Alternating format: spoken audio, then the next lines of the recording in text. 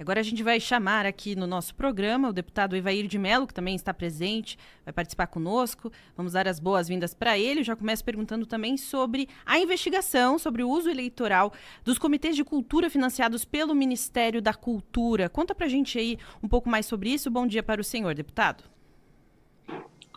Bom dia, obrigado pela oportunidade, parabenizado pelo trabalho brilhante que se faz. E tem, na verdade, um velho problema conhecido, né? Como diria o Geraldo Alckmin, eles queriam voltar para a cena do crime, voltaram sem escrúpulo e cometem esses crimes de formas mais absurdas possíveis, descaradas possíveis.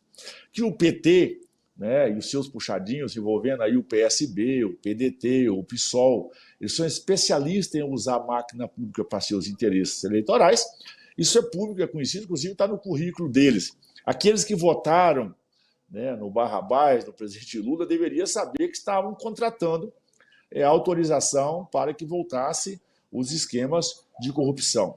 E aí é uma estratégia alinsquiana, para quem gosta de estudar um pouco mais, que é essa operação de forma indireta, criando esses mecanismos paralelos, e às vezes até paraestatal, para poder operar com recursos públicos no interesse ideológico daqueles que assim se compõem.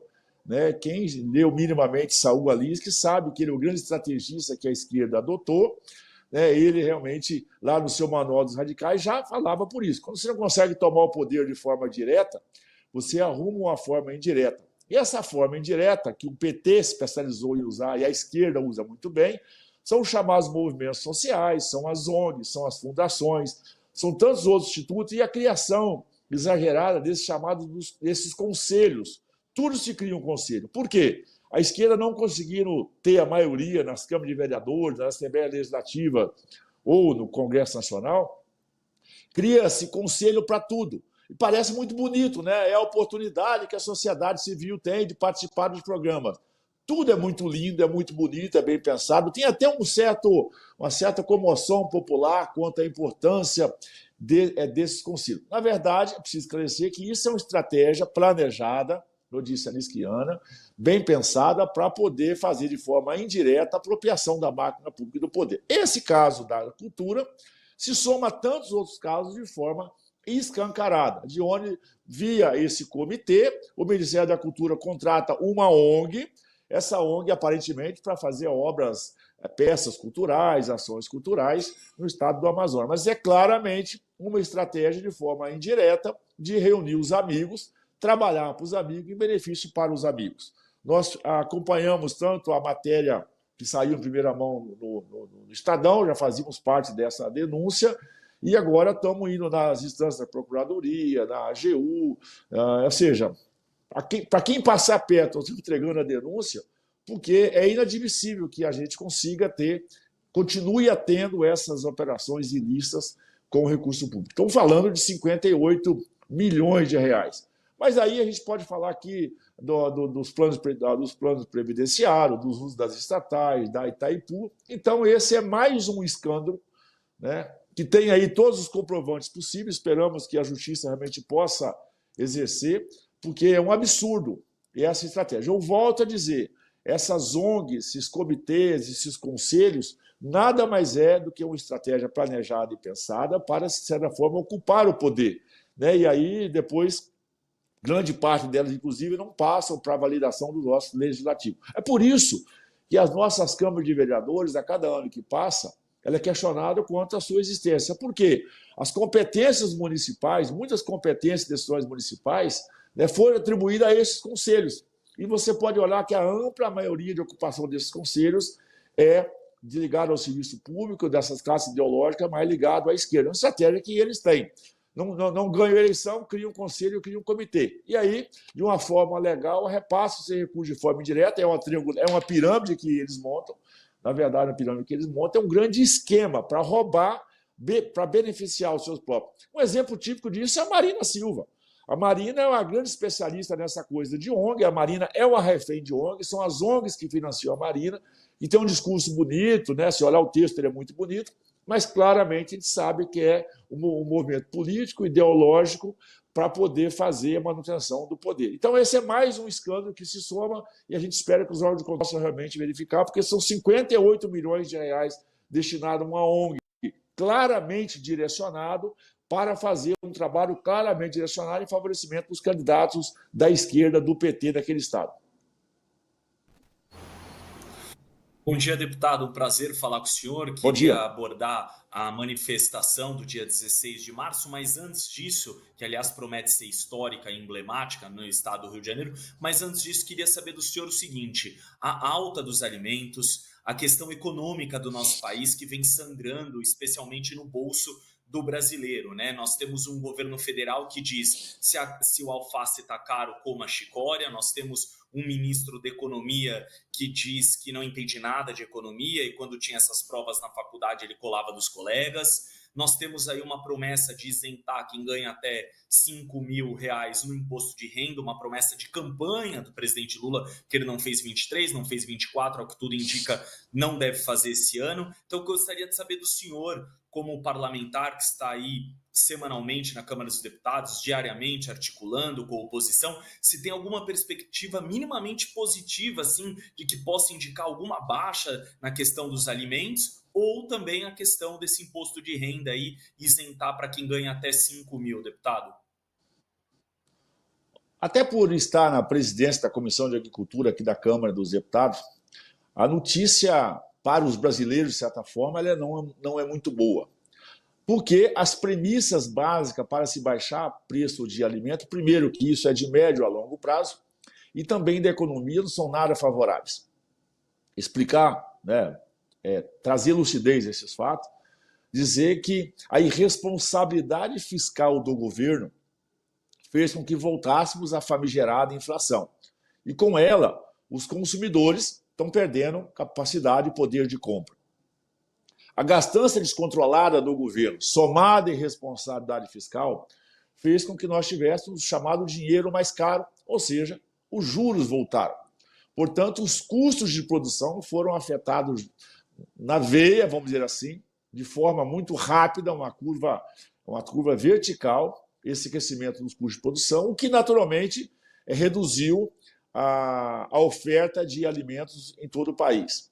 Do outro lado, nós também enfrentamos a agricultura negócio a céu aberto, o agricultor não tem contra-cheque, e nós enfrentamos as intempéries climáticas. E esse é o preço dessa variação que nós podemos ter também em função de termos, de certa forma, mesmo em algumas poucas produções controladas, mas você está dependente dessas intempéries. Um outro fator também que tem prejudicado muito o agro brasileiro é nós, nos últimos anos, principalmente, muito problema de estocagem. Infelizmente, os 2 planos safra que foram feitos pelo governo Lula, mais um fake news que provavelmente um plano safra, muito pouco dinheiro para a estocagem.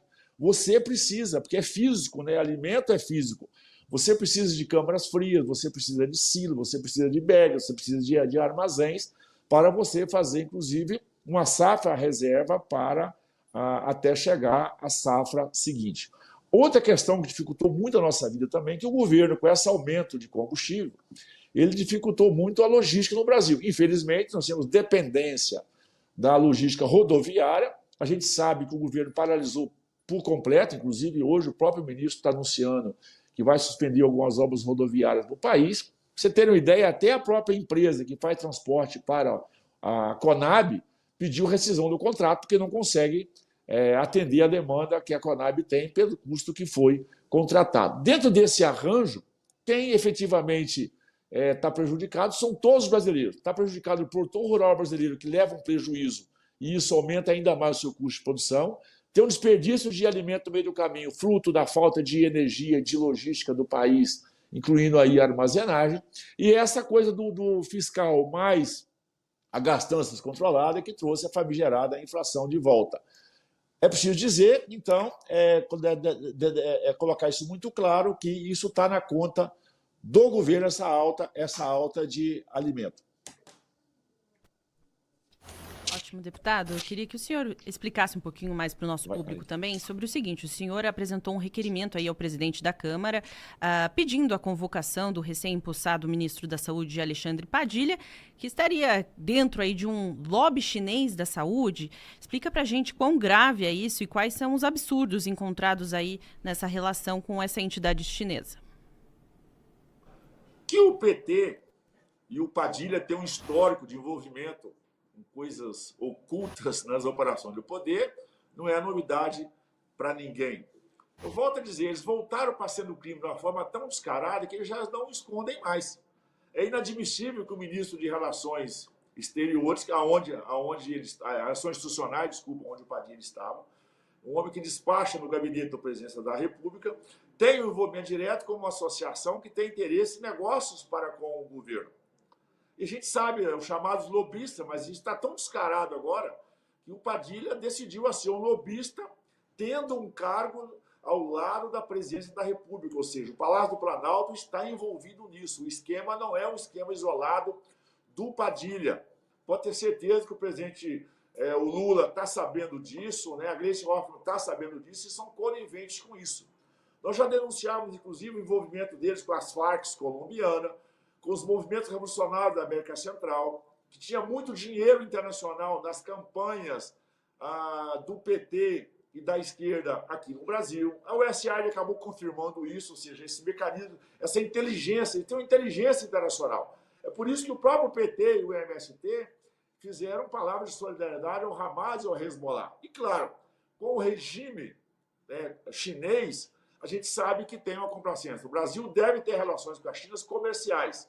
Países fazem negócios, nós precisamos de exportar, a China é um importante cliente, portanto, a nossa relação tem que ser diplomática e republicana, mas não com esse nível de envolvimento que compromete, na verdade, o resultado final. O Padilha é citado em mais um escândalo, agora ele foi promovido lá para o Ministério da Saúde, talvez ele consiga lá continuar com a sua roubalheira, com seus desvios, ainda mais de onde ele estava, que se ele era um facilitador dos esquemas de operações escandalosas no governo, né? Se ele era um corretor, um agente, agora ele é um operador direto, porque, afinal de contas, tem alguns bilhões do Ministério da Saúde sob a sua responsabilidade. Portanto, eu finalizo dizendo que aquilo que é ruim, com certeza, vai piorar.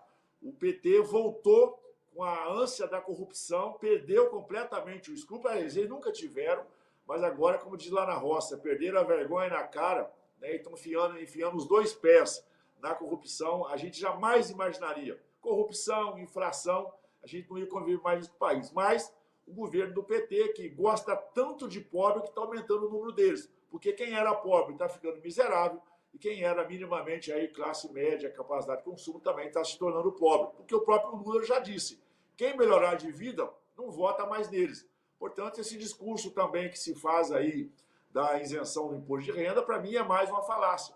Porque o governo não vai abrir mão da sua gastança, não vai abrir mão dos seus investimentos inescrupulosos, por isso precisa de dinheiro no caixa. E tudo aquilo que tiver, com certeza eles vão falar rápido taxas, vão raspar tudo aquilo que puderem para poder alimentar seus esquemas de corrupção. Deputado, não tem como não falar desse tema que está borbulhando aqui no nosso chat, a manifestação de 16 de março em Copacabana, no Rio de Janeiro, pedindo, né, o prosseguimento e aprovação do projeto de lei da anistia. Aliás, esse é a principal pauta aí nesse semestre, nesse ano, da principal liderança da direita no país, o ex-presidente Jair Bolsonaro. Queria ver como o senhor vê a manifestação, não só de 16 de março, agora no Rio de Janeiro, também em abril, aqui na Avenida Paulista. Se o senhor vê com esperança agora essa mudança de presidência na Câmara, me parece que o Hugo Mota é alguém mais aberto ao diálogo do que era Arthur Lira sobre esse tema. Se finalmente vai sair daquela comissão que foi colocado esse PL para congelar essa comissão e segurar, né? Se tem alguma esperança disso andar na Câmara e passar esse tema para o Senado. Quando a gente quer falar que o advogado cuida de coisas simples, é uma forma do jargão popular do dia a dia, a gente diz que é um advogado de porta de cadeia. É uma forma de dizer que as ações são simples, de rotina do dia a dia, são importantes, né? Cumprir a sua missão, as suas prerrogativas, mas é uma forma de dizer. Eu não consigo encontrar no Brasil nenhum, então, vamos lá, usar esse jargão popular, advogado de porta de cadeia, até mais os mais altos magistrados concursados, chamados juiz de carreira, alguém que minimamente consiga defender constitucionalmente e legalmente o método adotado por Alexandre de Moraes. Isso não pode passar desapercebido. Eu, inclusive, já tenho cobrado das entidades de classe, as manifestações, cadê os juízes de carreira, cadê as nossas OABs no Brasil inteiro? Porque, afinal de contas, sepultaram todas as prerrogativas dos advogados. Os juízes de carreira devem ficar incomodados, porque o que o Alexandre está fazendo, com a comparsa lá dos seus aliados no STF, é uma vergonha para a República Brasileira. Nós sempre defendemos que realmente aquelas pessoas que comprovadamente causaram danos ao patrimônio público, não só agora, temos que lembrar da turma do PT, do PSB, do PDT, que em 2017, com o MST da CUT, invadiram o Congresso e quebraram. Nós queremos botar um fogo em ministério, quebrar aqui o Congresso. Então, assim, nós sempre defendemos que as pessoas que efetivamente, de forma isolada, né, porque não tem condenação coletiva, né, isso individualizada, né, tem que ser uma individualizada, as pessoas sejam punidas. Agora, naturalmente, os métodos adotados são questionáveis, nós vamos fazer uma grande mobilização, sim. Hoje a própria imprensa internacional já está repercutindo, a fotografia é importante. Nós vamos botar mais de 1 milhão de pessoas de uma forma simbólica no estado do Rio de Janeiro. Se a gente pudesse, talvez, se nós tivéssemos condições, talvez botaríamos, vamos imaginar na totalidade aí, 50, 60 milhões de brasileiros, que todos aqueles que deram voto a Jair Bolsonaro com certeza estariam presentes, mas vai ser uma fotografia simbólica, simbolizando todos aqueles que defendem a Constituição, que defendem as prerrogativas dos advogados, e com certeza essa anistia, ela ampla e restrita, ela é necessária para restabelecer minimamente o ordenamento jurídico brasileiro. O impacto dela não é só a liberdade imediata para essas pessoas que de forma injusta estão sendo condenadas. Nós precisamos de restabelecer o ordenamento jurídico para que possamos ter as instâncias com clareza, da observância do devido processo legal, porque, na verdade, o que o Alexandre de Moraes está fazendo em seus comparsas, ele está avacalhando por completo, fazendo interpretações, inclusive usando prerrogativas que não é dele, né? Talvez das mais escancaradas é o julgamento do Jair Bolsonaro no STF, até porque ele não tem foro privilegiado e jamais deveria estar tratando desse caso pessoal. Eu não posso, se o Alexandre de Moraes tem mágoa, tem ressentimentos, tem problemas no coração, ele não pode transportar isso para a interpretação constitucional como está fazendo. Por isso, a mobilização vai ser importante. Nós estaremos no Rio de Janeiro, junto com o Bolsonaro, com líderes da direita do Brasil inteiro, deixando uma mensagem para o mundo, que aqui o devido processo legal não está sendo respeitado, a nossa Constituição não está sendo respeitada e, infelizmente, nós temos um STF que hoje trabalha sob um regime ditatorial. É verdade. Muito obrigada pela sua participação, pelas suas análises. A gente te espera numa próxima vez aí. É sempre uma alegria recebê-lo, viu, deputado? Obrigado pela oportunidade. Estaremos sempre aqui à disposição de vocês.